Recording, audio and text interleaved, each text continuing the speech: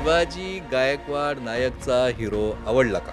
Definitely आवडतं. नायकमध्ये जो शिवाजीराव गायकवाड आहे, जो एक दिवसाचा सीएम होतो, असे अमर्याद अधिकार जर का तुकाराम मुंडे या व्यक्तीला मिळाले, तर काय करेल तुकाराम मुंडे? ज्यावेळेस तुमचं लग्न ठरलं किंवा लग्न झालं, त्यावेळेस माहिती होतं का, की तुकाराम मुंडे असा कडक शिस्तीचा माणूस आहे? ती एक वेगळीच गोष्ट आहे. काही जण तुम्हाला वादग्रस्त अधिकारी म्हणतात, काही जण कर्तव्यदक्ष अधिकारी म्हणतात. तुम्हाला स्वतःला काय म्हणून गेला आवडेल? बाजीराव सिंघम वाटत नसलं तरी तुकाराम मुंडे आहे आणि त्याचं अस्तित्व आहे हे कायम जाणवत असतं. डेफिनेटली. सरकारी अधिकारी, कर्मचारी किंवा त्या माध्यमातून तुम्ही हे सगळं करण्याचा प्रयत्न करताय. हे तुम्हीच का? म्हणजे आतापर्यंत का नाही कोणी केलं? ड्रग माफियांनी तुम्हाला या जागेवरून हटवण्यासाठी 250 कोटी गोळा केले. फक्त 250 कोटी? काही जण तर बदली झाली तुकाराम मुंडेची की पेढे वाटतात. ज्या ठिकाणी तुम्ही काम केलं तिथले अधिकारी कर्मचारी पेढे वाटतात. पण त्याच वेळेस जनता तुमची बदली रद्द व्हावी म्हणून रस्त्यावर उतरते, दुधाचा अभिषेक करते. एकाच वेळेस कॉन्ट्रोवर्शियल म्हणजे 12 गावचं पाणी पाजून निघालेली व्यक्ती म्हणायला हरकत नाही. दिवस तुमच्यामुळे इतरांचे खराब होतात. तुमची रात्र चांगली जाते का? शांत झोप नाही, लागते का? मी कुणाचीही रात्र किंवा दिवस खराब करत नाही. या सगळ्या विषयात तुम्ही नागरिकांवरच्या परिणामांचा विचार करतात. या सगळ्या विषयामध्ये मुलाला मित्र जमले नाही हा विचार करतात. पण या विषयामध्ये एक व्यक्ती अशी आहे की जी प्रत्येक ठिकाणी तुम्हाला साथ द्यायला असते, तुमची अर्धांगिनी. तिचा विचार करतात की नाही? FDA आयुक्त म्हणून काम करताना कधी स्वतःला सिंघम किंवा बाजीराव सिंघम असल्यासारखं वाटतं का? तर सिनेमातले सरकारी अधिकारी आणि रिअल लाईफमधले तुम्ही, काय फरक आहे? ते लोकांनी जज करायचं. रस्त्यावर एखाद्या टपरीवर चहा प्यायले? कॉलेजमध्ये पेलेलं आहे. कधी बायकोबरोबर रस्त्यावर जाऊन कधी पाणीपुरी खाल्ली आहे? नाही, स्टॉलवर नाही. पुढची तयारी म्हणून राजकारणात तुमच्यासारखे मुंडे साहेब असले पाहिजेत. एवढ्या जर मला कोणी बोललं जरी असेल हां. तर ते आता काही रिव्हील करण्याचं काही कारण नाही. पण असा कधी कोणी प्रयत्न केला का? ऑफर दिली का? म्हणजे नो कमेंट्स. नमस्कार, मी प्रशांत बाग, न्यूज 18 मराठीमध्ये तुम्हा सगळ्यांचं स्वागत करतो. आपल्याला माहिती आहे की वेगवेगळ्या प्रकारचं वातावरण सध्या महाराष्ट्रात आहे. कुठे विधानसभेचं अधिवेशन सुरू आहे, तर कुठेतरी मुसळधार पावसाने वेगवेगळ्या ठिकाणी हाहाकार माजवला आहे. पण या सगळ्या परिस्थितीमध्ये शेतकरी जरी शेतीच्या मशागतीच्या चिंतेत असला, तरी महाराष्ट्रामध्ये मात्र अजून एक वादळ घोंगावत आहे. ते अर्थात वादळ जे जन्माला आलेलं आहे ते फूड अँड ड्रग डिपार्टमेंटचं, अन्न आणि औषध प्रशासन. आतापर्यंत फार कमी लोकांना माहीत असलेला विभाग हा गेल्या काही दिवसात, गेल्या काही महिन्यामध्ये अत्यंत घरोघरी प्रत्येकाला माहीत झालेला आहे. कारण ज्या पद्धतीची कार्यपद्धती या एफडीएच्या माध्यमातनं जी एक्झिक्यूट केली जाते, एफडीए कमिशनर म्हणून तुकाराम मुंडे यांनी पदभार स्वीकारला आणि ज्या पद्धतीनं हे एफडीए डिपार्टमेंट कामाला लागलं आणि यानंतर मात्र प्रत्येकाला त्याच्या आयुष्यातलं आरोग्य, त्याच्या अत्यंत महत्त्वाच्या मूलभूत गरजा, समस्या, औषधं, ड्रग्ज अशा अनेक वेगवेगळ्या गोष्टींचे वेगवेगळे अर्थ समोर यायला लागले. काही धक्कादायक होतंय. आणि याच कारवाईच्या माध्यमातून सर्वसामान्य माणसाशी जोडलेली नाळ म्हणून ज्या व्यक्तीला बघितलं जातं ते तुकाराम मुंडे आज आपल्यासोबत आहेत. थँक्यू.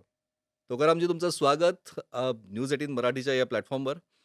संत तुकाराम म्हणतात की केल्याने होतं आहे रे, आधी केलेची पाहिजे. ते संत तुकाराम म्हणाले. आणि आजच्या जगातला तुकाराम केल्याने होत आहे रे, आधी केल्याची पाहिजे म्हणतोय. आणखीन दुनियाभरच्या गोष्टी करतोय. नेमकं काय आहे? अन्न, औषध, प्रशासन सगळे मेडिकलच्या मागे लागलात, सगळे फूड अँड ड्रग्सच्या मागे लागलात. वेगवेगळ्या प्रकारच्या कारवाईंनी अक्षरशः तुम्ही महाराष्ट्र तुमच्या एफडीएनं जिवंत करून ठेवलाय. काय नेमकं यामागचं कारण काय?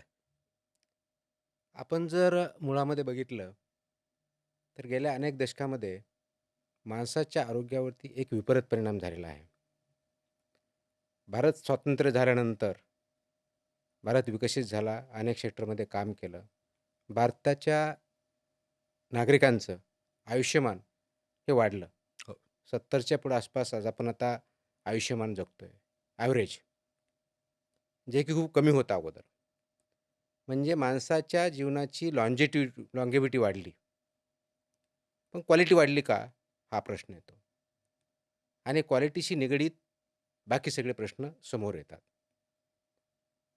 आपण जे जीवन जगतोय आणि आपल्याला जे डिजीजेस होत आहेत, आरोग्य आहे. इंडिपेंडन्सच्या वेळेस सर्वसाधारणपणे कम्युनिकेबल डिजीजेसचं प्रमाण 60 ते 70% आसपास होतं. आज कम्युनिकेबल डिजीजेस जे आहेत, त्याचं प्रमाण व्यस्त होऊन ऑलमोस्ट 30% ते 35% पर्यंत खाली गेलेला आहे. म्हणजे सगळे लाईफस्टाईलवर आधारित सगळे जे आणि वेगवेगळे रोग. नॉन कम्युनिकेबल डिसीजेस जे आहेत, हं. त्याचं प्रमाण अगदी 60% च्या पुढे गेलेलं आहे. ज्याला आपण साध्या भाषेत लाईफस्टाईल डिसीजेस म्हणतो. म्हणजे एका बाजूला टेक्नॉलॉजी वाढली, आपली पब्लिक हेल्थ सिस्टम काम करायला लागली, त्याचे परिणाम दिसायला लागले. पण त्याचे परिणाम कम्युनिकेबल डिसीजेस कमी करण्याबरोबरच ट्रीटमेंटमुळं, आरोग्य म्हणजे आमच्या औषधोपचारामुळं हे शक्य झालं. आणि दुसऱ्या बाजूला आपण जगत असलेली जीवनशैली, याच्या आधारे सो कॉल्ड डिसीजेस जे वाढलेत, त्याच्यामुळं जवळ-जवळ 60% ते 70% जनता आज परेशान झालेली आहे, त्रासलेली आहे. आणि ही जीवनशैली ही फक्त म्हणजे व्यायाम केला की नाही याच्यापुरती मर्यादित नाही. येस, व्यायाम करणं नियमितपणे, हालचाल असणं हा त्याच्यातला एक डेफिनेटली भाग आहे. परंतु त्यापेक्षाही आपण काय खातो आणि काय पितो, या गोष्टीवरती आपलं आयुष्य, आपली बॉडी रिएक्ट करते, माइंड रिएक्ट करतं. आणि म्हणून जे कम्युनिकेबल डिसीजेसपासून नॉन कम्युनिकेबलचा जो प्रवास आहे, त्याचं डायरेक्ट लिंकेजेस हे आपलं खाणं आणि पिण्याशी निगडीत आहे. आणि बऱ्याच जणांना हे माहीत नाही, याचं रिलेशन या फूड अँड ड्रग ॲडमिनिस्ट्रेशन जे आहे, याच्या क्वालिटीशी संबंधित आहे, याच्या इम्प्लिमेंटेशनशी संबंधित आहे. आपण अगोदर म्हणायचो, की घरात खावं, घरात जेवण करावं आणि खेळण्यासाठी बाहेर जावं. आज बाहेर खायला जातो आणि एंटरटेन मात्र घरामध्ये टीव्ही किंवा मोबाईलवर बघतो. हे एवढं रिव्हर्स झालेलं आहे. आणि रिव्हर्स झालेलं जे प्रमाण आहे, की त्याचाच भाग बाहेर ज्यावेळेस खायला जातो, तर आपलं क्वालिटी अन्न काय आहे? आपण पाणी पितोय किंवा दूध पितोय, जेवण जे करतोय, ते योग्य की अयोग्य? पण तुम्ही बरोबर आहे तुम्ही म्हणालात, तर हा मुद्दा मांडला, की खरोखर हा बदल प्रत्येक कुटुंबामध्ये होत चाललाय. पण घरामध्ये सुद्धा जी फळं येतात, म्हणजे त्याच्यामध्ये सुद्धा केमिकल असतं, काही ठिकाणी इंजेक्शन दिले जातात. काही ठिकाणी वेगळ्या शेतीवर जंतुनाशक फवारणीच्या नावाखाली वेगवेगळ्या प्रकारच्या केमिकलचा वापर केला जातोय. सरकार नावाची यंत्रणा पहिल्यापासून या सगळ्या गोष्टींवर अंकुश ठेवण्यासाठी होती. त्याच व्यवस्थेचा एक भाग म्हणून तुम्ही या सगळ्यांकडे बघताय आणि त्याच व्यवस्थेचे एक सरकारी अधिकारी, कर्मचारी किंवा त्या माध्यमातून तुम्ही हे सगळं करण्याचा प्रयत्न करताय. मग हे तुम्हीच का? म्हणजे आत्तापर्यंत का नाही कोणी केलं? मला वाटतं प्रत्येकाने करण्याचा प्रयत्न केला. कुणाला यश आलं असेल, कुणाला तेवढं यश आलं नसेल. कुणाला तेवढी पब्लिसिटी भेटली असेल, कुणाला तेवढी भेटली असेल. प्रश्न फक्त कोण होतं किंवा कोणतं डिपार्टमेंट एवढ्यापुरतं मर्यादित नाही आहे. प्रश्न हा पूर्ण समाजाचा, समाजामधल्या प्रत्येक घटकाचा आहे. मग ॲज अ रेग्युलेटर, एफ-डी-ए म्हणून ॲज अ रेग्युलेटर म्हणून म्हणतो. हा एवढ्यापुरता मर्यादित नाही आहे. तर याच्यामध्ये काम करणारे फूड बिझनेस ऑपरेटर, फूडच्या बाबतीत जर बोलायचं असेल ते आहेत. किंवा मेडिसिनच्या बाबतीत तर ड्रगच्या बाबतीत मॅन्युफॅक्चरर्स, डिस्ट्रिब्युटर्स यांच्या बाबतीतला आहे किंवा हॉस्पिटलच्या बाबतीतला आहे. आता ह्या ज्यावेळेस म्हणतो, तर याच्यामध्ये एक बेसिक फरक 2006 मध्ये आला. त्याच्या अगोदर आपल्याकडे कायदा जो होता, तर prevention of food adulteration act होता. म्हणजे अन्नधान्याची भेसळ थांबवणं हा कायदा होता. तो 1950च्या दशकात 1954-56 च्या आसपासचा तो कायदा आहे. म्हणजे अन्नामधली भेसळ थांबवणे हा त्याच्या पाठीमागचा उद्देश होता. 2006 मध्ये याच्यामध्ये 360 डिग्री चेंज झाला आणि जो नवीन कायदा आला, की food safety and standards authority of India हा ॲक्ट 2006 मध्ये पास झाला आणि 2011 पासून त्याची अंमलबजावणी सुरू झाली. म्हणजे भेसळ रोखण्यापासून ते फूडचे स्टँडर्ड्स आणि सेफ्टी याच्यापर्यंतचा 360 डिग्री जो चेंज झाला, ह्या कायद्यामुळं झाला. आणि म्हणून आपला बघण्याचा दृष्टिकोन, म्हणजे ॲज अ प्रशासन म्हणून बघण्याचा दृष्टिकोन, हा भेसळ थांबवण्यापुरता मर्यादित न राहता, फूडचे जे स्टँडर्ड्स आहेत आणि फूडची जी सेफ्टी आहे, त्याची जी एफिकेसी आहे, हे बघण्यापर्यंत चेंज झाला. आणि म्हणून हा बदल मुळामध्ये 2011 पासून इम्प्लिमेंटेशनला सुरू झाला. कारण 2006 ला जरी कायदा आला, त्याचे नियम 2011 ला बनले आणि त्याच्यानंतर वेगवेगळ्या प्रकारचे रेग्युलेशन्स, स्टँडर्ड्स. तरीही 2011 नियम झाले. आज 2026 मध्ये आपण आहोत. म्हणजे तरीही अंमलबजावणी अधिकृतपणे, काटेकोरपणे व्हायला 15 वर्ष जावी लागली किंवा तुकाराम मुंढे यावे लागले, असं आजच्या तारखेला सर्वसामान्य माणूस म्हणतोय. म्हणजे एफ-डी-एचा सिंघम म्हणून एक नवीन उपाधी तुमच्या नावानं चर्चेत आलेली आहे. म्हणजे की काय सांगाल म्हणजे की लोकांच्या या अशा भावना बोलक्या आमच्यापर्यंत पोहोचतायत? लोकांच्या भावना मी समजू शकतो. 2011 पासून आत्तापर्यंत जे वेगवेगळ्या म्हणजे ऑथॉरिटीच्या मार्फत, फसाई ऑथॉरिटीमार्फत फूडच्या बाबतीत जे रेग्युलेशन्स केलेले आहेत, ते जवळ-जवळ 28 प्रकारचे रेग्युलेशन आत्तापर्यंत इश्यू झालेले आहेत किंवा त्यांना ऑर्डर आलेल्या आहेत किंवा ते इस्टॅब्लिश झालेले आहेत. ते 28 पैकी 22 रेग्युलेशन हे फूडच्या सेफ्टी आणि स्टँडर्डच्या बाबतीतले आहेत. बाकीचे 6 जे आहेत, ते मुळामध्ये ऑथॉरिटी कशी चालू आहे याच्या बाबतीतले आहेत. हे 22 जे रेग्युलेशन आहेत, त्याच्यातला मूळ एक रेग्युलेशन जो आहे रजिस्ट्रेशन किंवा लायसन्सिंग ज्याला म्हणतो फूड बिझनेस ऑपरेटर्स यांच्या बाबतीतला आहे. हा रेग्युलेशन बऱ्यापैकीही इम्प्लिमेंट होत आलेला आहे. 100% नाही आहे, पण बऱ्यापैकी त्याचं इम्प्लिमेंटेशन होतं, की फूड बिझनेसेसमध्ये जो कोणी काम करत असेल, त्याला रजिस्ट्रेशन किंवा लायसन्सशिवाय काम करता येत नाही. हे बऱ्यापैकी इम्प्लिमेंटेशन चालू आहे. लोकांनाही माहीत आहे किंवा एफ-बी-ओलाही माहीत आहे. अजूनही असे बरेच फूड बिझनेस ऑपरेटर आहेत, ते विदाऊट लायसन्स चालतात किंवा विदाऊट रजिस्ट्रेशन. म्हणजे ते टर्नओव्हरच्या याच्यानुसार ठरतं. रजिस्ट्रेशन हे 1.5 कोटीपर्यंतचा ज्यांचा टर्नओव्हर असेल, त्याला रजिस्ट्रेशन देतो. 1.5 कोटीच्या वरची जी असेल, तर आपण त्याला लायसन्सेस म्हणजे म्हणतो. पळवाट शोधणारे अजूनही आहेत. आणि डेफिनेटली आहेत. याचमुळे वेगवेगळ्या प्रकारचे व्यापारी, फार्मसिस्ट, काही डॉक्टर्स म्हणजे या सगळ्यांना सगळ्यांना तुम्ही एक दहशतवादी वाटता की काय?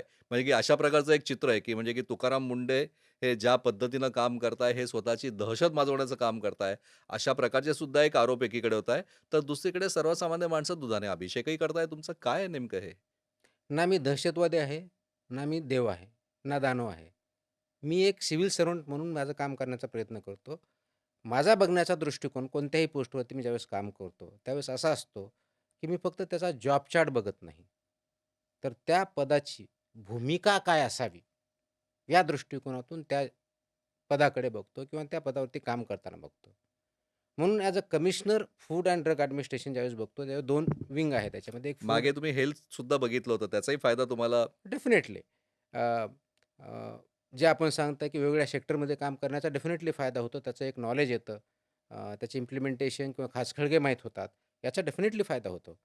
पण मुळामध्ये फूड किंवा ड्रग ॲडमिनिस्ट्रेशनमध्ये काम करताना याचं रिलेशन प्रत्येक जन्मलेल्या बाळापासून ते वयोवृद्धापर्यंत सगळ्यांशी संबंधित आहे. हो, हे मात्र निश्चित. अगदी दूध पिण्यापासून ते कोणत्याही अन्न सेवन करण्यापर्यंत किंवा अं, औषधं जे आहे, ते औषधं घेण्यापासून ते शेवटपर्यंत ट्रीटमेंट करण्यापर्यंत, इन्स्ट्रुमेंटपर्यंत, हे फूड आणि ड्रग ॲडमिनिस्ट्रेशन याच्याशी संबंधित येतं.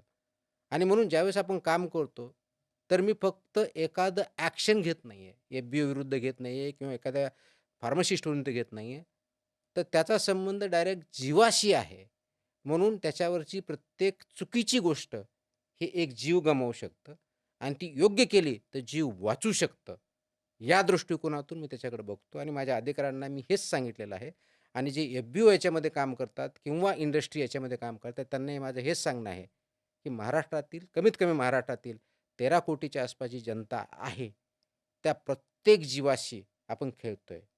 कदाचित बऱ्याच जणांसाठी हा एक नंबर असेल, पण माझ्या दृष्टीनं तो एक व्यक्ती आणि माणूस आहे, जिवंत माणूस आहे. त्या जिवंत माणसाला आपण कशाही पद्धतीचं पॉयझन किंवा चुकीचं फूड किंवा औषध देता कामा नये. हे न होऊ देणं, हे जशी फूड बिझनेस ऑपरेटरची जबाबदारी आहे. जशी त्या इंडस्ट्री मॅन्युफॅक्चरर मेडिसिनच्या बाबतीत असेल, काही इक्विपमेंटच्या बाबतीत असेल किंवा कॉस्मेटिक्सच्या बाबतीत असेल, त्यांची जबाबदारी आहे. त्याचप्रमाणे ॲज अ रेग्युलेटर म्हणून त्याप्रमाणे काम होतंय आणि ते इम्प्लिमेंट करतोय, ही ॲज अ एफ-डी-ए कमिशनर म्हणून माझी जबाबदारी आहे. म्हणून शेवटी नागरिकांनी याच्यावरती अवेअर असणं हे खूप गरजेचं आहे. ॲज अ कंझ्युमर म्हणून मी ज्यावेळेस एखादी गोष्ट विकत घेतो, ते योग्य की अयोग्य इथं पण बघितलंच पाहिजे आणि आपण जे सेवन करतोय, तर त्याच्यामधले कन्स्टिट्यूएंट आपल्याला माहीत असणं गरजेचं आहे. ज्या पद्धतीनं आपण कपडे किंवा इतर गोष्टीबद्दल बघतो, त्याच्यापेक्षा जास्त चौकस हे अन्न जे खातोय, औषधं जे घेतोय, त्याबाबतीत राहावं असं माझं मत आहे. लास्ट एक इम्पॉर्टंट इश्यू जो मला वाटतो, ही AMR अँटी मायक्रोबायल रेझिस्टन्स जगामध्ये कदाचित इंडियामध्ये सर्वात जास्त आहे. त्याचं one of the major reasons जर बघितलं, तर अँटिबायोटिक्सचा अतिवापर किंवा विदाऊट प्रिस्क्रिप्शन अँटिबायोटिक खरेदी करणं आणि त्याचा वापर करणं आणि ते पूर्णपणे डोस न घेता थोडं बरं वाटलं की सोडणं, याचा परिणाम आपल्या बॉडीमधले मायक्रोबायल रेझिस्टन्स वाढतंय. त्याचा खूप मोठा धोका म्हणजे भारत डॉक्टरांनी देशाला जर का आहे. प्रिस्क्राईब केलं असेल, की सपोज 3 दिवस तुम्हाला या मेडिसिन घ्यायच्या आहे, त्याचा हा 3 दिवस डोस पूर्ण करायचा आहे. आपल्याला एका दिवसात बरं वाटलं, की आपण थांबून जातो. पण त्या अँटिबॉडीज पूर्णपणे तयार झालेल्या नसतात. आणखीन त्या पुढे कधीतरी त्रास देतात. एक्झॅक्टली. आणि म्हणून ते अँटीमायक्रोबायल रेझिस्टन्सचा परिणाम होतो. आपण जर आणि अनेक यानेच कॅन्सरचे पेशंट्स अनेक वाढत आहेत. चाललेत. त्याच्यामध्ये अनेक त्याचे जे परिणाम आहेत ते आपण बघतोय. आपल्याला उदाहरण द्यायचं झालं टीबी जर बघितला आपण, टीबीचा कोर्स आपण पूर्ण नाही केला, तर त्याच्यावर जी ट्रीटमेंट आहे, त्या ट्रीटमेंटला नंतर तोच पेशंट रिस्पॉन्ड करत नाही. हो, तशीच जवळपास 1 परिस्थिती वर्ष. तीच परिस्थिती आपण आपल्याला जे खूप नॉर्मल वाटतं, जे प्रिस्क्रिप्शन ड्रग्ज आहेत, ते प्रिस्क्रिप्शनवर घ्यायचे नसतात नंबर 1 आणि जर घेतले डॉक्टरनी आपल्याला अँटिबायोटिक प्रिस्क्राईब केलंच, ज्या प्रमाणात, जेवढ्या दिवस, जेवढ्या वेळेस तो डोस घ्यायचा सांगितला, तो कंप्लीट केलाच पाहिजे. नाही तर आपली बॉडी त्याला रेझिस्टन्स तयार होतं. रेझिस्टन्स तयार झाल्यानंतर तेच ट्रीटमेंट आपल्याला होणार नाही आणि त्याचा परिणाम, त्याचा इफेक्ट होणार नाही. ट्रीटमेंटमध्ये येणार नाही, क्युअर होणार नाही आणि मग एकवेळेस AMR चालू झालं, की आपल्याला ट्रीटमेंटचे प्रॉब्लेम येतात आणि आपल्या आजाराला त्याचं क्युअर होत नाही. खरी गोष्ट आहे तुमची. आता तुम्हाला सांगतो मी आता, की आता विधानसभेचं अधिवेशन सध्या सुरू आहे. अधिवेशनामध्ये अत्यंत हॉट मॅटर्समध्ये सुद्धा ड्रग माफियांनी तुम्हाला या जागेवरून हटवण्यासाठी 250 कोटी गोळा केले. अशा प्रकारचं थेट स्टेटमेंट सभागृहात जितेंद्र आव्हाड यांनी केलं. फक्त 250 कोटी? वेल त्याच्याबद्दल कुणी काय स्टेटमेंट केलं याच्यावरती मी बोलू शकत नाही. ते ₹2.50 केलंय का ₹250 केलंय का केलंय की नाही केलं याच्याबद्दल मला काहीही माहिती नाही. फक्त एवढंच सांगू शकतो, की ही जी भूमिका आहे, ही खूप महत्त्वाची भूमिका आहे. हे नागरिकाच्या प्रत्येक नागरिकाच्या जीवनाशी नाही, ड्रग माफिया तुमच्या मागे का लागलेत? म्हणजे की अशा प्रकारचं स्टेटमेंट होतं ते म्हणजे का? ते कारण जाणून घ्यायचंय. याचं मला उत्तर नाही देता येणार. काय ते लागलेत की नाही हे मला एक्झॅक्टली अरे, माहीत असं नाही. कसं काय? म्हणजे तुम्ही त्यांच्यावर कारवाई करतायत, तुम्ही सुपारीवाल्यांना पकडतायत, तुम्ही ड्रगवाल्यांना पकडतायत, तुम्ही मेडिसिनवाल्यांना पकडतायत. म्हणजे कुठेतरी पाणी मुरतंय. आणखीन कोणतातरी मोठा जॅकपॉट तुमच्या हाती लागलाय, की ड्रग माफियांचं नेक्सस कंबरनं मोडून काढायचं, असं काही आहे का? प्लीज एक लक्षात घ्या, की मेडिसिन जी इंडस्ट्री आहे, याच्यामध्ये आपल्याकडे जे मेडिसिन अवेलेबल महाराष्ट्रामध्ये जवळ-जवळ ॲलोपॅथी मॅन्युफॅक्चरर जे आहेत, जे महाराष्ट्राचे लायसन्सचे आहेत, ते जवळ-जवळ 900च्या आसपास आहेत. म्हणजे एवढी मोठी इंडस्ट्री आहे, त्याच्यामुळे खूप मोठा टर्नओव्हर आहे, एम्प्लॉयमेंट आहे, त्याच्यातून इकॉनॉमी ग्रो होते. त्याचबरोबर आयुर्वेदिकचे जवळ-जवळ 400च्या आसपास मॅन्युफॅक्चर आपल्याकडे आहेत. आणि म्हणून माझ्या अशा काही गोष्टी निदर्शनास आलेल्या आहे, की ज्याच्यामध्ये याच्यातल्या बऱ्याच गोष्टी कॉम्प्रोमाईज केलेल्या जातात. आणि त्या कॉम्प्रोमाईज ज्या गोष्टी आयडेंटिफाय आहेत त्याच्यावरती माझं इन्व्हेस्टिगेशन चालू आहे. आणि म्हणून अशामध्ये कुठेही कॉम्प्रोमाईज जर झाला असेल, तर आपण त्याची स्ट्रिक्ट ॲक्शन घेणार आहोत. त्याच्यामध्ये जसं आपण सांगितलं, की जिथं एक्सपायर्ड मेडिसिन आहे, त्या एक्सपायर्ड मेडिसिनचं रजिस्ट्रेशन वेगळं ठेवायचं असतं, स्टॉक वेगळा ठेवायचा असतो, त्याची डिस्ट्रॉय करण्याची पद्धत वेगळी असते, त्याच्यावर डीलर्स ठरलेले आणि असतात त्याचं योग्य ते पालन होत आणि नाही. योग्य ते पालन होत नाही. अशा ज्या कंपन्या याच्यावरती आमचं काम चालू आहे. आणि म्हणून ते कामाअंती जे कोणी त्याच्यामध्ये चुकीच्या गोष्टी करत असेल, डायरेक्टली किंवा इनडायरेक्टली त्यांना आपण कारवाई करणार आहोत. आणि म्हणून माझ्या ऑफिसर्सला हे इन्स्ट्रक्शन आहेत. मी ते मॉनिटर करत आहे, की तिथं जाऊन फक्त सॅम्पल घ्यायचा नाही आहे. आपण गेल्यानंतर काहीतरी कंप्लेन आली, सॅम्पल घेतला, सॅम्पल लॅबला पाठवलं, की आपलं काम संपलं. हा जो अप्रोच होता, हा पूर्णपणे मी मोडीत काढलेला आहे. नुसते शब्द नको, तर कृती हवी. पण आणि यात फक्त शब्दापुरताच मर्यादित नाहीये. तर तिथं गेल्यानंतर फूडच्या बाबतीत, तो फक्त रजिस्ट्रेशन बघायचं नाही, सॅम्पल घेऊन यायचं नाहीये. तर 22 प्रकारचे जे फूड सेफ्टी ऑथॉरिटीने रेग्युलेशन्स दिलेले आहेत, जे स्टँडर्ड दिले आहेत, त्या सर्वांचं पालन होतं की नाही, हे बघायचंय. एफ-डी-एमधल्या अधिकारी, कर्मचारी, स्टाफ या सगळ्यांना सुधारणेला सुद्धा तुम्ही प्रयत्न करताय, ही चांगली गोष्ट आहे. कारण सगळ्यात शेवटी यंत्रणा महत्त्वाची असते. पण कधी-कधी चूकही होते ना. आता वर्धाचं गोरज केंद्र शेवटी नागपूरच्या खंडपीठात गेलंच. तिथे एफ-डी-एला 2 पावलं मागे यावंच लागलं. मग अशाही चुका टाळता येऊ शकत नाही का? मला वाटतं आपण ज्या एफ-बी-ओचा रेफरन्स दिला आहे, त्यात अजून जजमेंट आलेलं नाहीये. आपण पूर्ण माहिती घ्या त्याच्यामध्ये. ज्या बाबतीत तुम्ही बोलताय, की मग ते याच्यामध्ये टाळं उघडलंय का नाही उघडलं अजून? नाही, अजूनही आजच्या अजूनही डेटला नाही. उघडलेलं ते नाहीये. सस्पेंड केलेलं आहे लायसन्स. ते सस्पेंड अजून हायकोर्टाचं जजमेंट यायचं आहे. अजून त्याच्यावरती हिअरिंग चालू आहे. हिअरिंग पूर्ण झालेली नाही आहे. आणि आपण ज्या बाबतीत बघताय, की याच्या अगोदर त्याच्यावरती काही कारवाई केली होती का? तर मी आपल्याला सांगू इच्छितो, की 2020 पासून 26 पर्यंत 5 वेळेस त्या गोरज भंडारला विभागामार्फत तपासणी केली आहे. त्याच्यामध्ये कंप्लायन्स लॅकिंग काय आहे ते रेकॉर्डवरती आलेले आहेत. त्यांना तशा प्रकारच्या नोटीस दिल्या गेलेल्या आहेत. आणि 2026ला परत ज्यावेळेस आमच्याकडे कंप्लेन आली, ती कंप्लेंट लोकल ऑफिसरला पाठवली. त्याची तपासणी केली, की त्या चुका वारंवार रिपीट झालेल्या आहेत. अखा उदाहरण नाही, म्हणून. नाही, नाही. अखेर म्हणजे त्यामुळेच आज ते कोण न्यायप्रविष्ट व्हावे म्हणून त्यावर नक्कीच बोलणार नाही. पण या विषयावर विस्तृत तुमच्याशी बोलणार आहे. पण त्यामुळेच तुम्ही ही कारवाई केली असं जर म्हणत असाल, हं. तर ठीक आहे, हरकत नाही. दूध का दूध, पानी का पानी, तेही आपल्याला नक्कीच होईल. पण एक मला सांगा, आता या अशा प्रकारचं एखादं प्रकरण होतं, आणखीन जसं तुम्ही सांगितलं, की अनेक ठिकाणी मी काम केलं, त्याचा मला अनुभवाचा फायदा आला. मला मला वाटतं, की महाराष्ट्रातले किंवा कदाचित देशातलेही तुम्ही एक आय-ए-एस असे अधिकारी असाल, की ज्यांच्या अत्यंत कमी कालावधीमध्ये अनेक वेगवेगळ्या प्रकारच्या पोस्टिंग झाल्या, बदल्या झाल्या. आता त्या का झाल्या? का होताय? इथे तुम्ही किती दिवस थांबणार आहे? हे विचारण्यापेक्षा एक विचारायचं आहे, की सगळ्यात कमी कालावधी पोस्टिंग कुठे होती? मला आठवत नाही. आणि किती दिवस होती? मला नाही आठवत. मग सगळ्यात जास्त टेनवर कुठे मिळाला? आत्तापर्यंतचा सर्वात जास्त टेन्यूर सेल्स टॅक्सला भेटलेला आहे मला. किती? आय थिंक 2 वर्षापेक्षा 2 वर्ष 2 महिने असं काहीतरी मग होतं. एफ-डी-एला तो रेकॉर्ड मोडणार आहे का? का आय होप इथेही सो, आय होप सो. नाही असं म्हणतात, की तुम्ही बॅग घेऊनच तयार असतात. मी बॅग घेऊन तयार असण्याचा प्रश्न नाहीये. हं. कारण बदल्या झाल्यामुळं बऱ्याच वेळेस असं झालेलं आहे, की माझ्या पत्नीनं अर्धांगिनीनं, की एक तर सामान कमी आहे. ते सोडायचं आणि बांधायचं यापेक्षा जे आवश्यक आहे तेवढंच सोडायचं आणि तेवढाच वापर करायचा. जे इमर्जन्सी आहे त्याच वेळेस सोडायचं, नाहीतर तसंच पॅक ठेवायचं. अशा बऱ्याच घटना घडलेल्या आहेत. पण कुटुंब सफर होतं ना. डेफिनेटली होतं. मुलांसाठी अनेक शाळा मला बदलाव्या लागल्या. त्याच्यामुळे त्याचे मित्र झालेले नाहीत. हा परिणाम डेफिनेटली होतो. तर ते कोलॅटरल डॅमेज किंवा माझ्यामुळं कुटुंबाला हा त्रास डेफिनेटली सहन करावा लागतो. But being a public servant मी तुम्ही त्याचा याची बाऊ करण्याची आवश्यकता मला वाटत नाही. बट समहाऊ ती खंत कुठे ना कुठे असते. मग तुम्ही ही जबाबदारी कशी घेतात? कारण हा अत्यंत सेन्सिटिव्ह विषय तुम्ही आता बोललात. म्हणजे की समोरून आलेली गोष्ट, की तुकाराम मुंडे एक कर्तव्यदक्ष, कडक शिस्तीचा अधिकारी म्हणून सगळ्यांना माहिती आहे. पण एक हळवा कुटुंबवत्सल व्यक्ती म्हणून सुद्धा ज्यावेळेस कुटुंबाबद्दल हे बोलतोय हळव्या शब्दात, मग याची जबाबदारी कशी घेतात? काय वाटतं म्हणजे त्यावेळेस भावना काय असतात? भावना असतात, तीव्र भावना असतात. पण ज्यावेळेस तुम्ही एक पब्लिक सर्व्हंट म्हणून काम करत असतात, तर ती भूमिका मी घेतलेली आहे.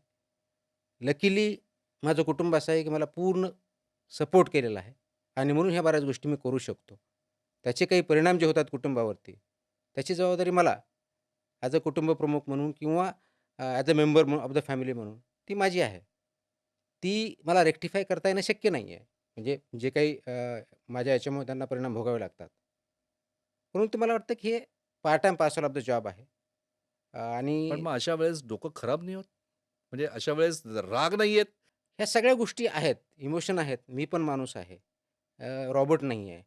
त्याच्यामुळं इमोशन डेफिनेटली आहेत. पण इमोशनच्या आहारी न जाता रॅशनल विचार करून आपल्याला जी भूमिका पार पाडायची, त्या दृष्टिकोनातून पुढे जाण्याचा प्रयत्न मी करत असतो. त्याच्यात सक्सेस होतो का सक्सेस होत नाही, फेल्युअर होतं, हा आपल्या सर्वांचा ॲज अ एनालिसिसचा पार्ट आहे. त्याच्यावरती आपण ते कमेंट करू शकता. पण डेफिनेटली याचा परिणाम विचार डेफिनेटली होतो आणि म्हणून याच्यावरती इंटरॅक्शन फॅमिलीमध्ये होतं. पण ते आता बऱ्याच वर्षापासून आम्ही ते सोडून दिलेलं आहे. आईचं आणि मुलाचं कम्युनिकेशन हे जास्त असतं. बापाचं आणि मुलाचं कम्युनिकेशन हे कमी असतं. बापाला कधी-कधी मुलाशी बोलताना व्यक्त सुद्धा होत नसतं. आत्ता तुम्ही बोलता-बोलता सांगितलं, की त्याचे मित्र जुळले नाही, काही नाही. म्हणजे या गोष्टीची खंत तुमच्या बोलण्यातनं जाणवते. काय जाणवतं मुलाबद्दल? मग कसं वाढवताय तुम्ही एक बाप म्हणून कसं?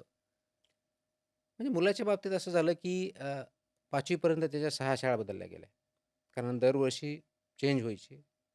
म्हणजे तो अगदी सुरुवात मुंबईपासून झाली, मग सोलापूर, मग नवी मुंबई, पुणे, नाशिक, परत मुंबई हा प्रवास त्याला करावा लागला. आणि एका ठिकाणी एकापेक्षा जास्त वर्ष कधी त्याला भेटले नाही.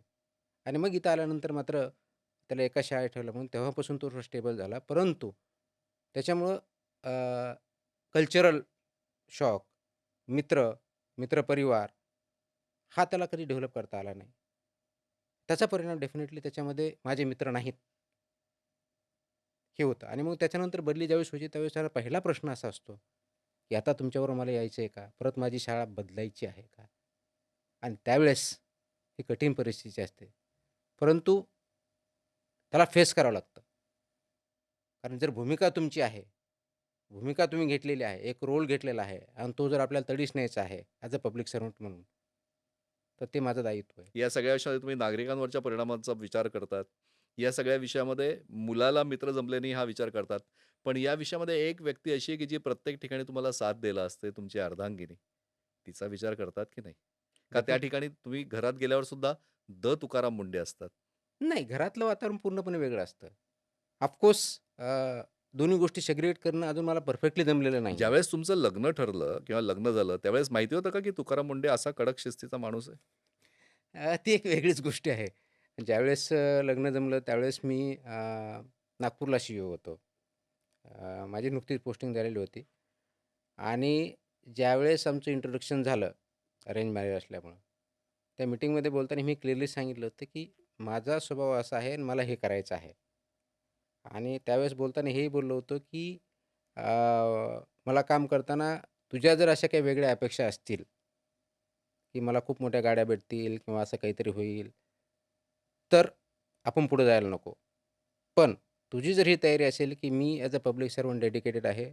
माझा फोकस हा पब्लिक सर्व्हिस राहणार आहे आणि तू माझी साथ देऊ शकते, तर आपण त्याच्यावरती विचार करू शकतो. आता ह्याला ब्लंट म्हणा, चुकीचं म्हणा, बरोबर म्हणा, इतकं पण हे स्पष्ट पहिल्या बोलणं? मीटिंगमध्ये हे स्पष्टपणे बोललेलं होतं. सगळ्यांसमोर का कोपऱ्यात म्हणजे नाही, वन ऑन वन एकट्यात? ज्यावेळेस डिस्कशन झालं, म्हणजे ज्यावेळेस आपण आपल्याला बघण्याचा कार्यक्रम जो म्हणतो तो कांदे झाल्यानंतर पोहे. कांदे पोहे म्हणूयात. त्याच्यानंतर एक 15-20 मिनिटं आम्हाला इंटरॅक्शन करण्यासाठी वेळ दिलेला होता. त्यावेळेस वन ऑन वन ज्यावेळेस इंटरॅक्शन दिलं, पहिल्या इंटरॅक्शनमधली आमची ही इंटरॅक्शन आहे. उत्तर काय मिळालं? उत्तर त्यावेळेस म्हणलं, की त्यावेळेस तर मी काही विचारून झालं का, पण त्याच्यात पुढे जायचं असेल, पण नंतर आम्ही ज्यावेळेस आत्ता हे इंटरॅक्शन करतो आणि मी असं हसतमध्ये मजाकमध्ये विचारत असतो, की "असं तू काय बघितलं माझ्यामध्ये, की ज्याच्यामुळं मी हे एवढं बोललं असतानाही होकार दिला. होकार दिला?" मला सरप्रायझिंगली उत्तर हे भेटतं, "तुमची जी समाजाबद्दलची तळमळ होती, त्या वाक्यामुळंच मी लग्न केलं." मग तुकाराम मुंडे आपल्याच बायकोच्या प्रेमात खरा केव्हा पडला? तो तुकाराम मुंडे ज्यावेळेस पहिल्यांदा लग्नाची मागणीचं बोलणं झालं, उत्तर दिलं त्यावेळेस का? आय थिंक असं लव्ह ॲट फर्स्ट साईट असा काही प्रकार मला जाणवला नाही.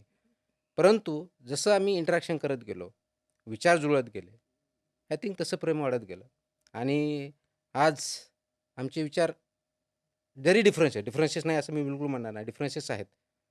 परंतु ज्या पद्धतीनं तिने घराची दुसरी बाजू हँडल केलेली आहे, खऱ्या अर्थाने अर्धांगिनी म्हणून केलेली आहे, हो, कारण ती तुकाराम वाखाणण्याजोगी मुंडेसोबत आहे. जमवून घेणं हा जरा अवघड पार्ट आहे, असं तुकाराम मुंडे या व्यक्तीला ओळखणारी प्रत्येक व्यक्ती म्हणते. त्यामुळे खरं क्रेडिट जर कोणाचं असेल तर वहिनींचं असं आपण. Definitely. I openly agree that की तिने ज्या पद्धतीनं हँडल केलेलं आहे, ते वाखाणण्याजोगंच आहे. आणि मजाकमध्ये ती बोलताना असं म्हणत असते, "माझ्याशिवाय दुसरं तुम्हाला कोणी हँडल करू शकलं कधी नसतं." बायकोबरोबर भाजी घ्यायला, किराणा आणायला कधी जाणं होतं का? रेअर जातो असतो, पण रेअर आहे. का बरं? आवडत नाही? नाही आवडण्याचा प्रश्न नाही आहे. जर समजा असा जर 24/7 मी जर विचार कामाचा करत असेल, तर मला नंतर सांगितलंय की न आलेलं बरं. कारण तुम्ही कामात जरी बरोबर नेलं, तर विचार मात्र कामाचा पण असतो. वाटत नाही हे चुकतंय कुठेतरी? डेफिनेटली. हा जो कुटुंबाला, पत्नीला, मुलांना वेळ दिला पाहिजे. म्हणजे घराचं म्हणजे आपण सर्व्हिस म्हणून सगळ्यांचं आरोग्य सांभाळतोय ही सगळ्यात मोठी गोष्ट आहे. पण त्याचबरोबर कुटुंब हा सुद्धा आपला एक आधार असतो, मानसिक आधार असतो. कधी ते आपला आधार असतात, कधी आपण त्यांचे असतो. नाही मग डेफिनेटली. याच्यामध्ये माझ्या त्रुटी भरपूर आहेत. मी त्या ओपनली मान्य केलेल्या आहेत. त्यांच्यावरती रेक्टिफाय करण्याचा डेफिनेटली माझा प्रयत्न असतो. ओपनली मान्य म्हणजे वहिनींना मान्य केलंय का? वहिनींसमोर मान्य केलंय का? Yes, yes. मुलासमोर मान्य केलंय का? ऑफकोर्स केलेलं का आहे. फक्त भावाने सांगितलं, की "नाही तुकाराम, तुला हे करायचंय म्हणून." नाही, फक्त भावापुरतं मर्यादित नाही ना? नाही ॲब्सोल्युटली नाही. आणि नाहीतर याच्यामध्ये ह्या बीडच्या त्रुटी त्या गावात गेल्यानंतर त्या आठवणी जाग्या होतील. नाही. आता बीडचं जाण्याचा तसा संबंध येतच नाही ऑलमोस्ट. मी फक्त दिपवळीला 1 दिवस जात असतो गेल्या 8-10 हो. वर्षापासून. परंतु हे मान्य केलं आहे आणि याच्यावर इम्प्रूव्ह करण्याचा डेफिनेटली प्रयत्न करतो. बट अनफॉर्च्युनेटली अजूनही माझा फोकस एवढा असतो पब्लिक वर्कवरती किंवा पब्लिक सर्व्हिसमध्ये, की मी थॉटनी बऱ्याच वेळेस नसतो आणि म्हणून त्यांचं असं असतं, की तुम्ही न आलेलं मार्केटमध्ये किंवा बरं आहे, कारण तुम्ही आमच्याबरोबर फिजिकली असता, मनाने मात्र तुमच्या कामात असता. तुम्ही ज्यावेळेस पूर्णपणे मनाने याल त्याच वेळेस या. मग म्हणून असं कधी करावसं वाटलं नाही? डेफिनेटली ते प्रयत्न चालू आहेत माझे. त्याच्यातून मला पूर्णपणे यश आलं असं मी काय म्हणणार नाही. अर्थ आहे याच्यात? म्हणजे की इतकी वर्ष झाली, एक अधिकारी दुसऱ्यांना वळण लावण्याचं काम करतोय. स्वतःला वळण लावू शकला नाही आत्तापर्यंत. हे जरा ऐकायला जड वाटतं. म्हणजे स्वतःवर मेहनत जसं तुम्ही लोकांना सांगतात, की बाबा स्वतःवर मेहनत घ्या. तसं मग तुम्हाला नाही वाटत, की स्वतःवरही आपण मेहनत घेतली पाहिजे, काम केलं डेफिनेटली पाहिजे? आणि म्हणून अजूनही त्याच्यावर जास्त प्रयत्न करेल. प्रयत्नवादी आहे. सिनेमा वगैरे बघतात का? कधी-कधी बघतो. कोणते? सगळ्याच प्रकारचे हिंदी, इंग्लिश नायक सिनेमा बघितलाय का? हो, येस. बघितलाय. मग बघितलं. त्या नायकमध्ये जो शिवाजीराव गायकवाड आहे, जो एक दिवसाचा सीएम होतो. असे अमर्याद अधिकार जर का तुकाराम मुंडे या व्यक्तीला मिळाले, तर काय करेल तुकाराम मुंडे? मला वाटतं लोकशाहीमध्ये अमर्याद अधिकार कुणालाच नसतात. हो. म्हणजे कोणीही व्यक्ती जरी हो, असला, पण अशा अधिकारी प्रकारचे अधिकार जर का आले हातात, see as a public servant म्हणून मी अनेक वेळेस बोलतो, की आपलं काम ॲज अ पब्लिक सर्व्हंट म्हणून समाजाला वरच्या स्तरावरती नेणं, गाईडन्स करणं, एम्पॉवर करणं हे आहे. समाज जेवढा विकसित होईल, तेवढा आपला देश, व्यक्ती विकसित होतील आणि प्रॉडक्टिव्हिटी वाढेल, हॅपी होईल. म्हणून ॲज अ पब्लिक सर्व्हंट त्या सेक्टरमधला असताना ज्याही रोलमध्ये मला असेल, कोणताही रोल असेल, तर ते प्रत्येक दिवशी, प्रत्येक मोमेंटला पुढचा 1 इंच तरी वाढत कसं जाईल, या दृष्टिकोनातून बघणं गरजेचं आहे. आणि हे करताना हे पूर्णपणे ट्रान्सपरंट असेल, हे पूर्णपणे अकाउंटेबिलिटीच्या दृष्टिकोनातून असेल आणि जो गोल किंवा रोल शिवाजी गायकवाड नायकचा हिरो आवडला का? डेफिनेटली आवडला मला. कुणाला मग आवडणार नाही? म्हणजे मग मग बरेच जण तुम्हाला त्या नायकचा शिवाजी गायकवाड म्हणतात. मग नाही, मी पब्लिक सर्व्हंट आहे, सिव्हिल सर्व्हंट आहेत. मला लिमिटेशन्स माहिती आहेत आणि त्याप्रमाणेच मी काम करण्याचा कोणी प्रयत्न करतो. नायकचा शिवाजी गायकवाड म्हणतं, कोणी म्हणतं की एफ-डी-एचा आय नवा सिंघम. अप्रिशिएट की लोकांच्या ज्या भावना आहेत, डेफिनेटली त्या मला मान्य आहेत. त्या मी अ, चांगल्या दृष्टिकोनातून घेतो आणि मला जास्तीत जास्त चांगलं कसं काम करता येईल या दृष्टीने त्याचा मी प्रयत्न करतो. पण बरेच वेगवेगळ्या प्रकारचे नावं. आता काही जण तुम्हाला वादग्रस्त अधिकारी म्हणतात, काही जण कर्तव्यदक्ष अधिकारी म्हणतात, काही जण कडक शिस्तीचा अधिकारी म्हणतात. तुम्हाला स्वतःला काय म्हणून गेलं आवडेल? मला वाटतं की मला कोणी चांगला अधिकारी म्हणण्यापेक्षाही इफेक्टिव्ह अधिकारी राहिला किंवा अधिकारी म्हणण्यापेक्षाही ॲज अ पब्लिक सर्व्हंट म्हणून मी एक इफेक्टिव्ह दिला, रोल प्ले केला आणि त्याच्यामुळे समाजामध्ये पॉझिटिव्ह बदल घडला. या दृष्टिकोनातूनच मी बघतो आणि त्या दृष्टिकोनातून माझा प्रयत्न असतो. बरोबर आहे. पण आता वेगवेगळ्या ठिकाणी तुम्ही प्रयत्न करत जरी असले, तरी काही ठिकाणी क्लॅशेस होतात. म्हणजे की स्थानिक राजकारण्यांशी होतात, वेगळ्या राजकीय नेतृत्वाशी होतात आणि याच्यातनं अनेक वेगळ्या प्रकारच्या कॉन्ट्रोव्हर्सी क्रिएट होतात. रात्री झोप लागते का शांत? कॉन्ट्रोव्हर्सी मी माझ्या दृष्टिकोनातून प्रयत्न करत नाही की कॉन्ट्रोव्हर्सी व्हावी म्हणून. नाही, पण दिवस तुमच्यामुळे इतरांचे खराब होतात. तुमची रात्र चांगली जाते का? शांत झोप नाही, लागते मी का? मी कुणाचीही रात्र किंवा दिवस खराब करत नाही. मी बेसिकली समाजाला किंवा माझा जो रोल आहे, तो पुढं कसं जाईल योग्यरित्या हे करण्याचा प्रयत्न करत असतो. अहो, पण होतात ना लोकांच्या रात्री डेफिनेटली खराब. कारण मी जसं अर्थात सांगितलं, ते अर्थात ते ते त्याच कोणताही निर्णयाला दोन्ही बाजू असणार हो. आहे. त्याच्यामुळे त्याचा इम्पॅक्ट जो लॉ आहे, ॲज ॲज मी आता समजा कमिशनर म्हणून आहे, तर कमिशनरचं लॉ इम्प्लिमेंट करण्याचं काम आहे किंवा ज्यावेळेस मी सचिव म्हणून काम करतो त्याच्यामध्ये पॉलिसी फॉर्म्युलेशनसाठी एक रोल असतो. त्यावेळेस ते वेगळ्या पद्धतीने करायचा असतो. जी भूमिका आहे, ती परिणामकारकरित्या पारदर्शकपणे कसे करता येईल आणि त्याचा फायदा मॅक्सिमम लोकांना कसा होईल किंवा नागरिकांना कसा होईल, हे बघणं माझं ॲज अ पब्लिक सर्व्हंट म्हणून काम आहे. त्याच्यामुळं डेफिनेटली काही पॉझिटिव्ह इफेक्ट होतील मोस्टली अपेक्षित आहे. काही त्याच्यावरती अडवर्सली इफेक्ट झालेले असतील. म्हणून ते काही माझे शत्रू नाही आहेत किंवा म्हणजे त्यांना मला त्रास द्यायचा. नाण्याच्या दोन्ही बाजू आहे. एक पुस्तकही येतंय तुमच्यावर म्हणजे की आता अनेक वेगळ्या म्हणजे की बीडच्या गावातला एक सर्वसामान्य मध्यमवर्गीय कुटुंबातला एक मुलगा, जो आज या ठिकाणी तुकाराम मुंडे स्वतःच्या नावाची एक स्वतंत्र ओळख तयार करण्यात यशस्वी झालेला आहे. खरोखर लहानपणापासूनच इच्छा होती, की आपल्याला सर्व्हिसमध्ये जायची, नाही, आपण की उल्लेख आपल्याला केला पुस्तकाच्या बाबतीतला. पुस्तक मी ऐकलं, कारण मी लिहिलेलं नाही आहे. मला त्याच्यावरती विचारणा पण झाली नाही आहे. परंतु इनडायरेक्टली माझ्यापर्यंत हे आलेलं आहे आणि मध्ये काही सोशल मीडिया आणि पेपरमध्ये वाचलं. नाही, पण तुम्ही जर का तुम्हाला कोणत्याही प्रकारची परवानगी न घेता तुमच्यावर पुस्तक येतंय? कारण त्या पुस्तकाची चर्चा खूप आहे. एनी ऑथर जो असेल, तो कुणाला विचारून त्याच्यावरती पुस्तक लिहीत नसतो. ओके, आणि मला जेवढी माहिती भेटली ते कळल्यानंतर, तर त्याच्यानंतर ते रिसर्च बेस्ड बायोग्राफी आहे असं मला सांगण्यात आलं किंवा मला माहिती पडलेली ओके. आहे. आणि म्हणून अ, जर त्यांनी तेच म्हणजे आता पुस्तकाला मलाही त्याची उत्सुकता आहे नेमकं त्याच्यात काय लिहिलेलं आहे ते. तुम्हाला बोलवलंय की नाही? मला पुस्तकाच्या त्याच्यामध्ये ते प्रकाशनाचा कार्यक्रम होणार प्रकाशनाच्या आहे. कार्यक्रमाला मला बोलवलेलं आहे. जाणार आहात की नाही? मी डेफिनेटली जाईल. गुड. त्यांनी बोलवलं आहे. तर मलाही त्या पुस्तकाबद्दल उत्सुकता आहे, की नेमकं माझ्याबद्दलचे काय त्याच्यावरती त्याच्यात लिहिलेलं आहे. होपफुली ते कंप्लीट असावं, करेक्ट असावं, फॅक्च्युअल असावं. आणि नसेल तर? नसेल तर फक्त माझे विचार जे काय वाटल्यानंतर मी त्या ऑथरला सांगेल, पब्लिशरला सांगेल, की हे चुकीचं आहे किंवा बरोबर आहे. मला जे योग्य वाटतं ते किंवा अयोग्य. परंतु त्याच्यातून फॅक्च्युअल गोष्टी आणि एनालिटिकल गोष्टी इव्हन माझ्यावरती क्रिटिसिझम जरी केलेलं असेल, तरी ते योग्य असावं एवढीच अपेक्षा आहे. राहिला प्रश्न आपण जो दुसरा पार्ट याच्यामध्ये विचारला, की मी कधी ठरवलं? मी जिल्हा परिषद शाळेत असल्यामुळं त्यावेळेस शिक्षणाचा उद्देश काय होता? हे डेफिनेटली त्यावेळेस काही माहीत नव्हतं. आई-वडिलांनी शाळेत घातलेलं होतं, त्या दृष्टिकोनात जातो. त्याप्रमाणे शाळेत गेलो आणि त्याप्रमाणे शिक्षण घेत राहिलो. आय-ए-एस व्हायचं हे अ, जे गोल आहे, हा मुळात माझा कमी आणि मोठ्या बंधूचा जास्त अशी परिस्थिती. त्यांनी माझ्या डोक्यात काढलं, की तुला कलेक्टर व्हायचं आहे. मला कलेक्टर काय हेही माहीत नव्हतं आणि त्या दृष्टीनं त्यांनी सांगितलं, त्या दृष्टीनं प्रयत्न करत गेलो आणि लकीली मला यश भेटलं. त्याच्यामुळं आज आय-ए-एस या पदावरती मी काम करतोय. वाह!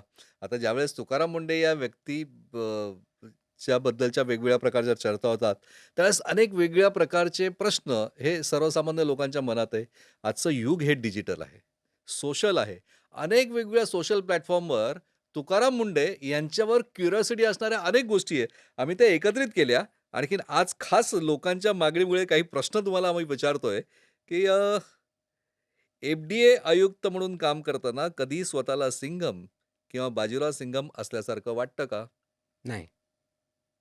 मला असं वाटतं, की हे काम करत असताना मला दररोज संध्याकाळी गेल्यानंतर माझी पत्नी पण म्हणते, "आजकाल तुम्ही आल्यानंतर तुम्हाला जे बऱ्याच वेळेस सॅटिस्फॅक्शन जे भेटतं, ते मला सॅटिस्फॅक्शन तुमच्या चेहऱ्यावरती दिसत नाही." आणि त्याचं कारण असं आहे, की दिवसभर अशा कारवाया बघितल्यानंतर आपण काय खातोय किंवा काय खायला नागरिकांना पडतंय, त्याचे परिणाम होतात. त्याच्यामुळे डोक्यामध्ये लिटरली काहूर माटलेलं असतं.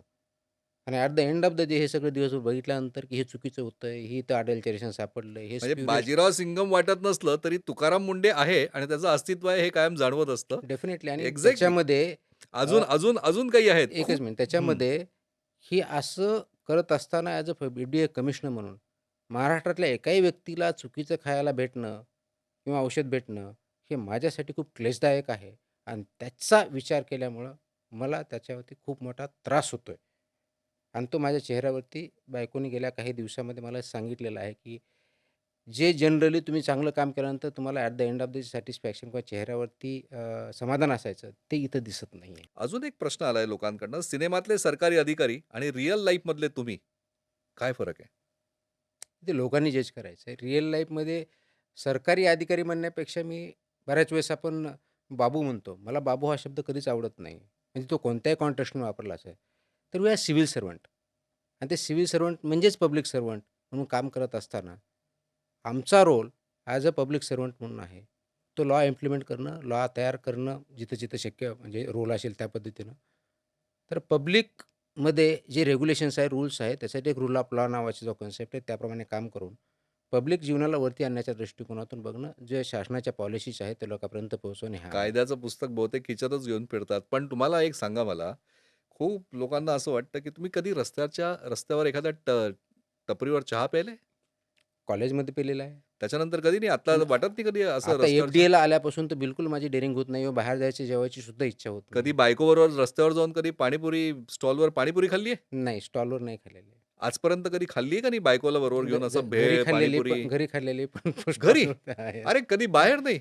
अरे जो सर्वसामान्य माणूस आनंद घेतो, तो आनंद तुम्ही घेतलाय की नाही? आता तर माझी डेअरिंग होणार नाही. रेकमेंड पण करणार आहे रस्त्यावरचं काही नाही खावं नाही. आता तुम्ही डेअरिंग करणार नाही हो, पण यापूर्वी कधी बायकोबरोबर असं फेरफटका मारायला, कुठे भेळ खायला, पाणीपुरी खायला असं कधी? रस्त्यावर नाही डेफिनेटली. बरं मला एक सांगा सर्वसामान्यांनी हॉटेलमध्ये गेल्यानंतर आधी मेनू तपासावा. नंतर त्या हॉटेलमधले काय-काय तपासावं म्हणजे की तिथलं मेनू कार्ड की स्वच्छता? 3-4 गोष्टी कंपल्सरी बघाव्यात. आपण एखाद्या हॉटेलमध्ये जातोय, त्यावेळेस ते लायसन्स्ड हॉटेल आहे का? म्हणजे प्रॉमिनंट भागावरती फसायचं लायसन्स आहे की नाही? हे बघण्यापेक्षा म्हणजे तो ऑलरेडी रजिस्टर्ड किंवा लायसन्स्ड आहे की नाही? कारण ते करताना आपण जे काही प्रोसिजर पाळतो लायसन्स देताना काही गोष्टी बेसिक बघत असतो. ते बघावं, ते प्रॉमिनंट नसेल तर त्यांना दाखवा म्हणावं. त्याच्यावरती आपला कोड असतो मोबाईलच्या माध्यमातून त्याच्यावरती जर बघितलं, तर स्कॅन करून त्याचं सँक्शन कधीपर्यंत आहे, लायसन्स कधीपर्यंत आहे, कोणत्या गोष्टीसाठी लायसन्स दिलेलं आहे, हे कळेल. ते नसेल तर तिथून आपण बाहेर पडावं, कंप्लेंट करावं हा पहिला मुद्दा. हां, पण दुस तेच कंप्लेंट कोणाला करायची? हॉटेलच्या मॅनेजरला का थेट तुकाराम मुंडेंना फोन तर ते करायचा? दोन्ही आपल्या त्याच्यामध्ये आपल्याला लँडलाईन म्हणजे ज्याला आपण एक नंबर दिलेला आहे. त्याच्यावरती डायरेक्टली आपण करू शकता फोन करून. दुसरं आपल्याकडे मेल करू शकता. तिसरं लँडलाईनवरून फोन करू शकता आणि फॉस्कास फूडच्या बाबतीत फॉस्कासचा ॲप पण आहे. त्याच्यावरती करू शकता. असे मल्टिपल माध्यमं आपण त्यांना दिलेले आणि पुढच्या काही दिवसामध्ये आपलं एफ-डी-एचा एक टोटल एक वेब लिंक येते. ती लोड केल्यानंतर त्याच्यावरती सुद्धा करू शकता. तर म्हणजे मल्टिपल असे बरेच know your pharmacist, know your restaurant. Know your म्हणून नाही, पण हे जे आपलं कोड आहे, म्हणजे ज्याच्यावरती लायसन्स आहे, त्याच्यावरती हे सगळे डिटेल्स आहेत. स्कॅन केलं तर आपल्याला त्याच्यावरती भेटतील. हा पहिला मुद्दा. दुसरा मेनू ज्यावेळेस चेक करतो, तर मेनूमध्ये की जे पदार्थ देतात त्याचे कॅलरी लिहिलेले आहेत का? त्याचे इन्ग्रीडियंट काय आहेत? हे बघायचं. स्वच्छता तर बघितलीच पाहिजे. पण त्याचबरोबर बऱ्याच ठिकाणी डायरेक्टली पिण्याची बॉटल पाण्यावरती आणून ठेवल्याचं तो त्याच्याऐवजी त्यांनी ड्रिंकिंग वॉटर जे पोर्टेबल आहे ते त्यांनी बंधनकारक आहे. आपण तसे आदेश पण काढलेले आहेत.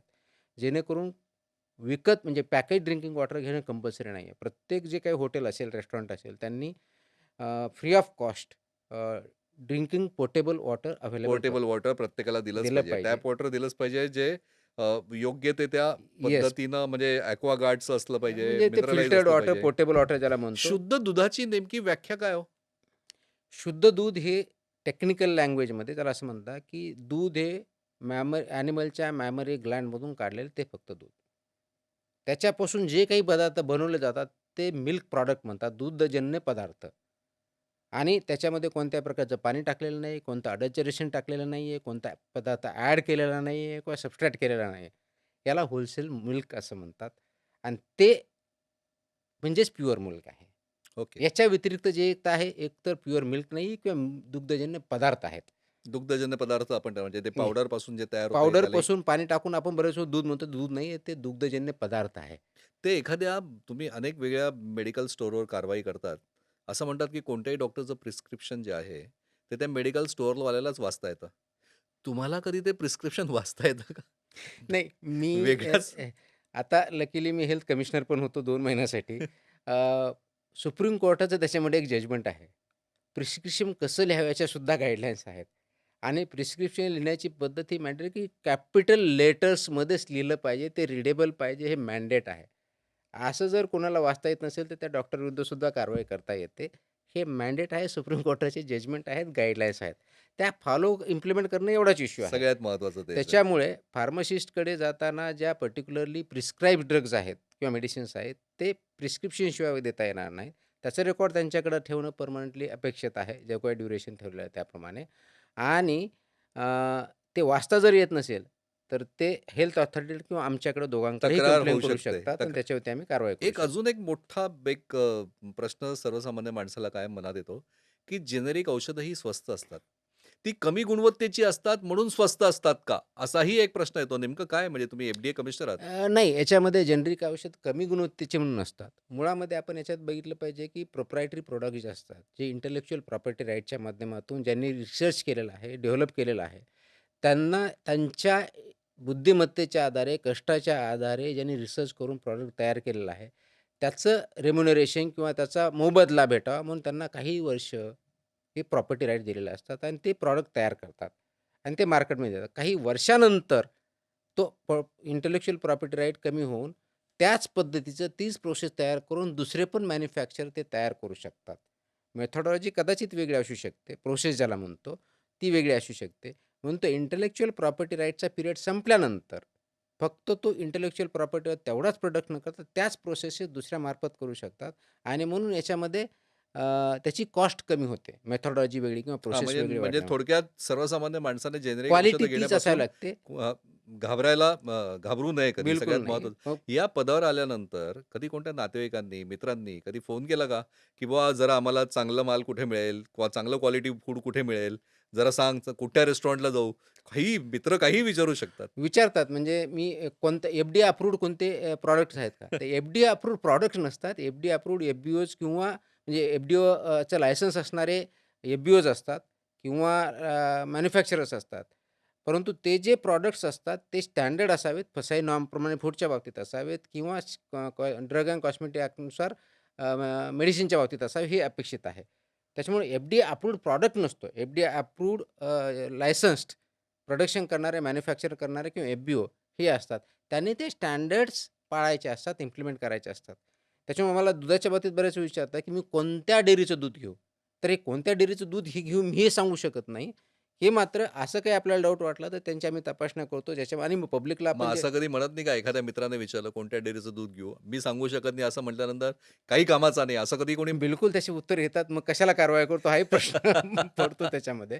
परंतु जोकचा पाठापाठ जरी सोडला, तरी याच्यामध्ये चांगले काम करणारे खूप उद्योजक आहेत, खूप एफ-बी-ओज आहेत, मॅन्युफॅक्चरर्स आहेत, हे सर्व आहेत. परंतु चुकीचं काम करणारेही तसेच आहेत आणि म्हणून जे चुकीचे आहेत ते आपल्याला बाजूला करायचे आहेत. त्यांच्यावरती कारवाई करायची आहे. आणि जे योग्य आहेत ते मार्केटमध्ये राहतील आणि ते मार्केटमध्ये राहून जे स्टँडर्ड्स आहेत त्याप्रमाणे फूड किंवा मेडिसिन जर दिले किंवा इक्विपमेंट जर दिले, तर लोकांचं आरोग्य चांगलं राहील आणि आयुष्य ते चांगलं जगू शकतील. हा उद्देश हा आपला आहे आणि म्हणून पहिल्या दिवशी ज्यावेळेस मी जॉइन झाल्यानंतर एक आम्ही अभियान जे महाराष्ट्रामध्ये चालू केलं, की safe food, safe drugs, safe Maharashtra आणि त्याचबरोबर असंही म्हटलं होतं मी, की those businesses who are abiding by law abiding, they have nothing to fear exactly. दृश्य आणि जे स्वरूपात करत नाहीत, they have nowhere to hide. Exactly. आणि दृश्य स्वरूपात आता या गोष्टी दिसायला लागल्यात. कधी राजकारणात याची इच्छा नाही झाली का? नाही, तो माझा कप ऑफ टी नाहीये. हो, पण कधी कोणत्या राजकीय पक्षांनी, नेत्यांनी कधी प्रयत्न नाही केला, की बेगमी करून ठेवतात ना, पुढचा विचार करून जे चालतात त्यांना राजकारणी म्हणतात. तसं तुमच्या बाबतीत असं मला थोडंसं नाही वाटत. पुढचा विचार करून माणूस चालतो. मग तो राजकारणी असेल, अधिकारी असेल, नाही, पत्रकार म्हणून असेल. दूरदृष्टिकोन असतो ना. तो समोरचं बघून चाललं तर त्याला मग कधी कोणी फ्युचरिस्टिक म्हणतात. ऑफर नाही दिली का, की पुढची तयारी म्हणून राजकारणात तुमच्यासारखे मला मुंडे वाटलं साहेब असले एवढ्या पाहिजे तुम्ही? एवढ्या जर मला कोणी बोललं जरी असेल, हां. तर ते आता काही रिव्हील करण्याचं काही कारण नाहीये. आणि अच्छा, ते रिव्हील तो करण्याचं काय कारण म्हणजे पाणी कुठेतरी मुरतंय ते कोणी? प्लॅटफॉर्मवरती हे बोलण्याचं कारण नाही. कारण ते वैयक्तिक गोष्टी लेव्हलला कोणी काही बोललं असेल. परंतु मला माहिती आहे, मी सिव्हिल सर्व्हंट आहे. मी पब्लिक सर्व्हंट आहे. माझ्या लिमिटेशन्स मला माहिती आहे. त्याच्यामुळं politics is not my cup of T. नाही, नाही. तो या प्लॅटफॉर्मवर बोलण्याचं कारण नाही हे मला मान्य आहे. पण असा कधी कोणी प्रयत्न केला का? ऑफर दिली का म्हणजे की? असं कधी कोणी कधी बोललंय का? No comments. काय माहिती आहे का, की आयुष्यात प्रत्येक सर्वसामान्य माणसाला असा कोणीतरी एक असावा लागतो. असं म्हणतात ना, की शिवाजी जन्माला यावा ही प्रत्येकाची इच्छा असते, पण तो दुसऱ्याच्या घरात. तसा एक शिवाजी या रूपातनं तुमच्याकडे वेगवेगळ्या प्रकारे लोकं बघतात. हा प्रतिकात्मक भाग झाला. महत्त्वाचा मुद्दा हाच येतात ना, की प्रत्येक व्यक्तीला, प्रत्येक कुटुंबाला योग्य ते आयुष्य जगता यावं आणि ते जगवता येण्यासाठी म्हणून जी यंत्रणा, सरकार जिला आपण म्हणतो, त्याचे प्रतिनिधी म्हणून तुम्ही ज्यावेळेस या गोष्टीत ॲक्ट होतात, तर त्याच्यातनं लक्षात येतं, की हो, यंत्रणा सक्षम आहे. हा विश्वास जातो. मग असा एकच तुकाराम मुंडे का? असे अनेक तुकाराम मुंडे जर का झाले, तर असे किती तुकाराम मुंडे महाराष्ट्रात झाले, तर सगळेच विभाग योग्य त्या पद्धतीने कामाला लागू शकतात तुम्हाला वाटतं? खरं हा प्रश्न तुम्हाला विचारणं संयुक्तिक नाहीये. पण असं का नाही होऊ शकत? हा एक प्रश्न मनात नक्की येतो. मलाही हा प्रश्न निर्माण होतो, पण फक्त अधिकाराच्या बाबतीत नाही आहे. तो समाजाच्या बाबतीतला आहे. बरोबर. ज्यावेळेस आपण म्हणतो, की शिवाजी जन्मावा पण दुसऱ्याच्या घरात हे आपल्याकडे मन प्रचलित आहे. तर त्या दृष्टिकोनातून बघताना समाजामध्ये आपल्याला ज्या अपेक्षा असतात, की आयडियल कंडिशन कशी असावी? समाज कसा असावा? कुटुंब कसं असावं? एका व्यक्तीनं म्हणजे अधिकाऱ्याने कसं वागावं? पदाधिकाऱ्यांनी कसं वागावं? नागरिकांनी कसं वागावं? टीचरनी कसं वागावं? हे ज्यावेळेस आपण अपेक्षा करतो, त्याची सुरुवात स्वतःपासून आपण का करू शकत नाही? आणि प्रत्येकाने एक योग्य माणूस म्हणून वागण्याचा जर प्रयत्न केला, तर समाजातले बरेच प्रश्न मार्गी लागू शकतील. मुळात उदाहरण म्हणून की त्याला मी निम्बी सिंड्रोम म्हणतो. Not in my backyard. NIMBY syndrome ज्याला म्हणतो. की आपल्याला पाहिजे असतं की स्वच्छता पाहिजे, शहर स्वच्छ पाहिजे. कचरा रस्त्यावरती पडता कामा नये. अग्रीड. ती जबाबदारी महानगरपालिका, नगरपालिका, ग्रामपंचायत जी काही लोकल बॉडी असेल त्याच्यावरती असते. म्हणून नागरिकांना घरातला कचरा रस्त्यावर टाकण्याचा अधिकार कोणी दिलाय का? रस्त्यावर टाकल्यामुळं आपल्याला असं वाटतं की घरातली घाण रस्त्यावरती गेली म्हणून माझं घर स्वच्छ राहील, माझं आरोग्य व्यवस्थित राहील. परंतु बॅक्टेरिया किंवा व्हायरस किंवा एन्व्हायर्नमेंट पोल्युशन हे तुमच्या घरात येणार नाही असं नाही. बाहेर जर पोल्युशन झालं तुमच्या घरातही येणार आहे, तुम्हालाही होणार आहे. म्हणून स्वतःची घाण किंवा स्वतःचे प्रॉब्लेम दुसऱ्याकडे टाकले आणि दुसऱ्याकडे म्हटलं की दुसऱ्याने चांगलं वागावं, म्हणून ते सुटणार नाही. याला ग्लोबल कॉमन्स म्हणतात. आणि जे ग्लोबल कॉमन जोपर्यंत globally at individual, at collective level, individual and collective level आपण अड्रेस करणार नाही. त्याच्याकडे त्या दृष्टिकोन बघण्याचा प्रयत्न करणार नाही, तोपर्यंत ते सुटणार नाहीत. सांघिक प्रयत्न हे कायम महत्त्वाचे होते इंडिव्हिज्युअल आणि आहे. कलेक्टिव्ह दोन्ही लेव्हलला म्हणजे करावे लागेल. संघर्ष प्रत्येक ठिकाणी असतो. देशाच्या सीमेवरच लढतो तोच फक्त सैनिक नाही. तर जो दररोजचं आयुष्य जगण्यासाठी धडपड करून जगतो आणखीन उभा राहतो, तोही प्रत्येक व्यक्ती हा सैनिकच असतो. आपल्या कर्तव्यदक्ष वेगवेगळ्या कार्यपद्धतीमुळे तुकाराम मुंडे आज महाराष्ट्रातल्या घराघरात पोहोचले. या ठिकाणी धडाकेबाज कामगिरीने त्यांनी सुरुवात केली आहे. अधिक चांगल्या पद्धतीनं काम करायची संधी त्यांना मिळो आणि ज्या प्रकारचं भ्रष्ट व्यवस्थेमध्ये वेगवेगळ्या लोकांनी जे सगळं रान उठवलेलं आहे, या सगळ्यांचं कंबरडं मोडण्याचं त्यांना बळ देवो आणि प्रत्येक सर्वसामान्य व्यक्तीने सुद्धा त्यांच्यापर्यंत पोहोचो. हे असे अनेक विषय आपण सातत्याने येणार आहोत आणि तुकाराम मुंडे यांचा प्रवास हा वेगळ्या पद्धतीनं आपल्यासमोर येतोय. तोही येत्या दिवसामध्ये आपण अजून उलगडून दाखवणार आहोत. तोपर्यंत तुम्ही कुठेही जाऊ नका. पाहत राहा फक्त न्यूज 18 मराठी.